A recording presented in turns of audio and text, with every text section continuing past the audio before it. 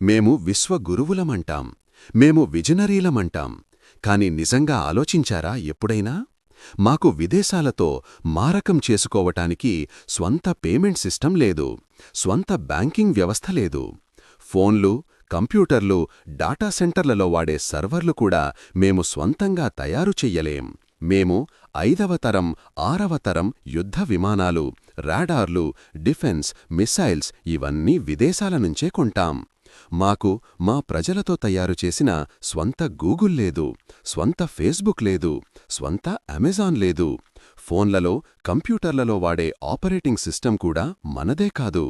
మేము వాడుతున్న ఇంటర్నెట్ కూడా అమెరికా స్టార్లింక్ శాటిలైట్ల మీద ఆధారపడుతోంది.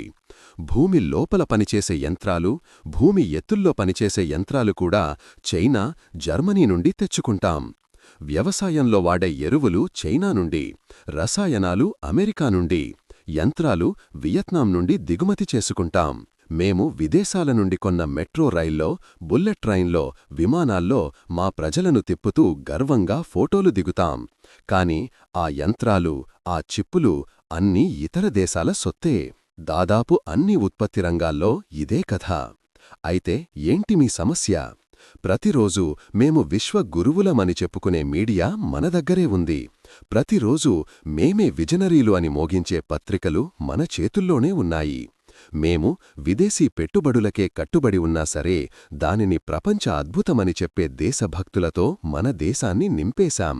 కాని నిజమైన దేశభక్తి అంటే మాటల్లో కాదు, మన స్వంత ఆలోచనలో ఉంటుంది, మన స్వంత సాంకేతికతలో ఉంటుంది, మన స్వంత నిర్మాణంలో ఉంటుంది.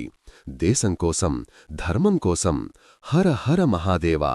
ఇలాంటి ఆలోచనాత్మక వీడియోలు మరిన్ని చూడాలంటే మీ ప్రియమైన ఛానల్ ప్రేమ్ జేవీవీని సబ్స్క్రైబ్ చెయ్యండి, లైక్ చెయ్యండి, షేర్ చెయ్యండి, మీ అభిప్రాయాన్ని కామెంట్లో చెప్పండి.